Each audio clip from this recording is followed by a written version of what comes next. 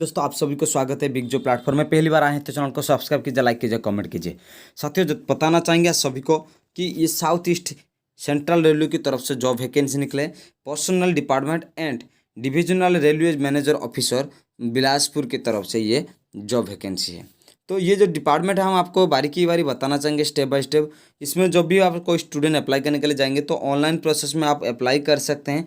Online process में जब आप अप्लाई करेंगे www.apprenticeshipindia.gov.in इस वेबसाइट से आप विजिट कर सकते हैं। जब आप जाएंगे तो मैं बता देना चाहूँगा कि आपका 3 मई से शुरू हो रहा है और जो लास्ट डेट रहेगा वो 3 जून ही इसका लास्ट डेट रहेगा। तो साथियों ये रेलवे डिपार्टमेंट में आपको जॉब मिलने वाला है, लेकिन इसमें जो पोस्ट वैकेंसी है, टोटल जो पोस्ट वैकेंसी है वो है आपका 548 पोस्ट वैकेंसी है। साथियों कितनी पोस्ट वैकेंसी है? 548 पोस्ट वैकेंसी है। और कौन सा डिपार्टमेंट में कितने पोस्ट डिपार्टमेंट वाइज वैकेंसी हम आपको थोड़ी बहुत क्लियर करना चाहेंगे। जो कारपेंटर के लिए आपको टोटल 25 पोस्ट वैकेंसी, इसमें साथ में एक सर्विसमैन के लिए 3 पोस्ट एक्स्ट्रा है और पीडब्ल्यूडी के लिए 1 पोस्ट एक्स्ट्रा है। जो कोपा के लिए जो 60 डिवीजन एंड 25 HQ कॉन्ट्रैक्चुअल के लिए ये जो है आपको टोटल 100 पोस्ट वैकेंसी। इसमें एक्स सर्विसमैन के लिए भी एक्स्ट्रा 10 है और पीडब्ल्यू के लिए 4 एक्स्ट्रा है। और जो है ड्राफ्ट्समैन सिविल के लिए आपको 6 पोस्ट वैकेंसी।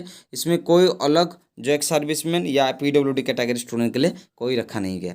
इलेक्ट्रीशियन के लिए आपको टोटल 105 पोस्ट वैकेंसी, उसमें 11 पोस्ट आपको एक्स सर्विसमैन के लिए और पीडब्ल्यूडी के लिए 4 पोस्ट वैकेंसी है। साथियों इलेक्ट्रॉनिक जो मैकेनिक के लिए आपको टोटल 6 पोस्ट वैकेंसी है और इसमें जो 2 डिपार्टमेंट है एक्स सर्विसमैन और पीडब्ल्यूडी कैटेगरी स्टूडेंट के लिए कोई भी पोस्ट वैकेंसी नहीं है। साथियों फिटर के लिए आपको टोटल 135 पोस्ट वैकेंसी और ex serviceman extra 14 post vacancy और पीडब्ल्यूडी के लिए 5 पोस्ट वैकेंसी है। साथियों और मैकेनिस्ट के लिए जो है टोटल 5 पोस्ट वैकेंसी। इस दोनों डिपार्टमेंट में कोई पोस्ट वैकेंसी नहीं है।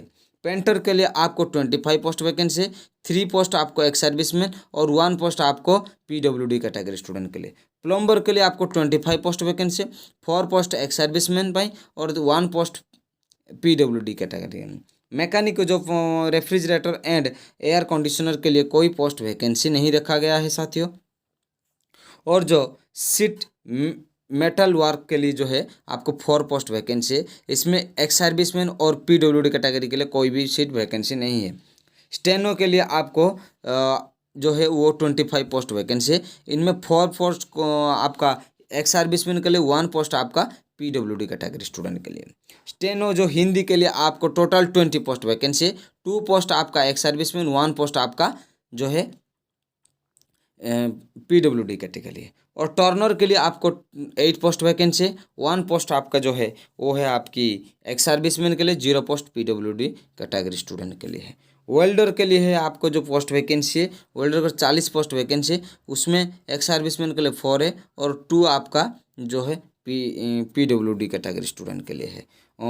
वायरमैन के लिए आपको 15 पोस्ट वैकेंसी, 2 पोस्ट आपकी है जो पीडब्ल्यूडी, 1 पोस्ट है आपका एक्स सर्विसमैन के लिए। एक्स सर्विसमैन के लिए 2 पोस्ट वैकेंसी है और पीडब्ल्यूडी के लिए 1 पोस्ट वैकेंसी है। साथियों गैस कटर के लिए आपको कोई पोस्ट वैकेंसी नहीं है, लेकिन डिजिटल फोटोग्राफर के लिए आपको 4 पोस्ट वैकेंसी है। तो साथियों टोटल इसी तरह जो डिपार्टमेंट वाइज डिपार्टमेंट आपका पोस्ट वैकेंसी रखा गया है जैसे जिस कैटेगरी स्टूडेंट के लिए। तो साथियों ये जो एजुकेशनल टेक्निकल क्वालिफिकेशन के लिए आपको बोला जाता है कि 10th और 12 पास स्टूडेंट के लिए आपको ये एलिजिबिलिटी रखा गया है और ITI स्टूडेंट के लिए यहाँ पर आपका जो है सीट वैकेंसी। तो दोनों कोर्स आप कर चुके हैं तो आपके लिए गोल्डन अपॉर्चुनिटी है।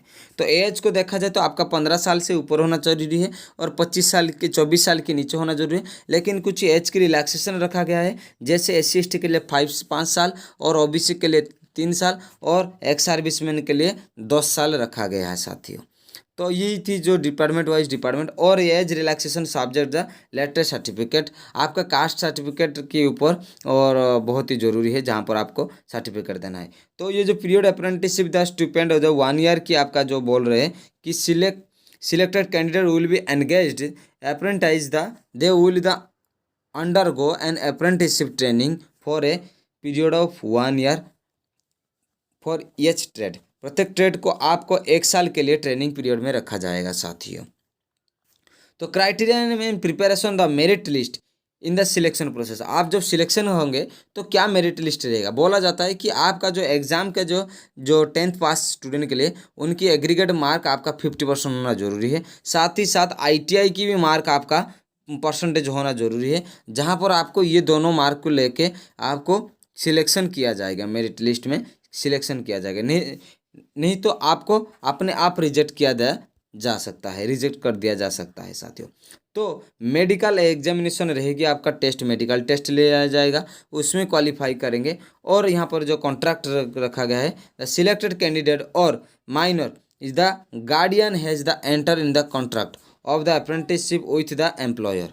तो कॉन्ट्रैक्चुअल में ये जॉब आपको मिल सकती है साथियों। और जो offer of the acceptance of the engagement, ये भी रहा गया है आपका जो है।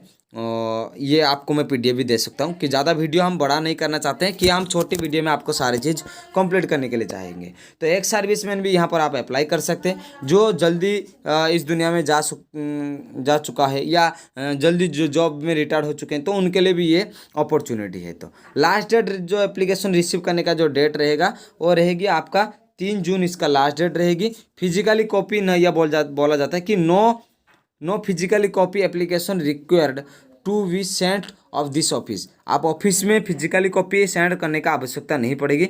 General instruction of the candidate, यहाँ पर जनरल इंस्ट्रक्शन कैंडिडेट वो आपको बोल रहे हैं कि SC ST कैटेगरी सारे स्टूडेंट आप अप्लाई कर सकते हैं। लेकिन जब आप अप्लाई करेंगे तो यहाँ पर बोला जाता है, जब आप अप्लाई करें तो सर्टिफिकेट सारे दें, और साथ ही साथ आपको हैंडीकैप सर्टिफिकेट है तो भी दे सकते हैं।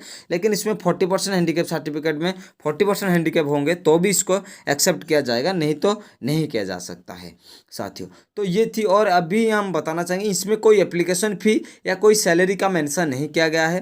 इसका मतलब जो भी है हम आपको सारे डिटेल्स में बता रहे थे, और फॉर्म के ऊपर हम आपको बात कर रहे हैं, जो जेन्युइन बात है उसी का ऊपर हम आपसे बातचीत कर रहे थे। तो साथियों, पहली बार इस चैनल में आए तो चैनल को सब्सक्राइब कीजिए, लाइक कीजिए, कमेंट कीजिए। आपकी छोटी सपोर्ट मुझे बहुत मोटिवेशन देती है। जो थी हम सारी डिटेल्स में बता चुके हैं आपको। अभी जो है वो आपको अप्लाई करने के बाद आपको पता चल जाएगा। तो जल्द से जल्द आपका नज़दीक में कोई कंप्यूटर सेंटर में अप्लाई कर लीजिए। जय हिंद दोस्तों।